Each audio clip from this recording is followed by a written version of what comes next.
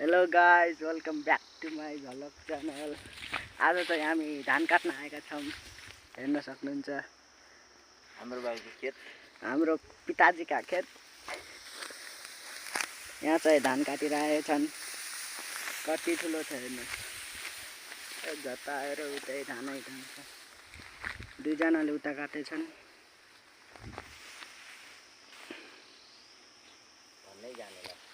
भन्नु त के भन्ने होला, के भन्ने? हेर्नुहोस् गाइस, यस्तो त काट्छन् धान। के भन्ने त? गर्मी चाहिँ यस्तो लाग्छ। Hello guys, welcome to my YouTube channel. त्यहाँ काटिरहेछन्।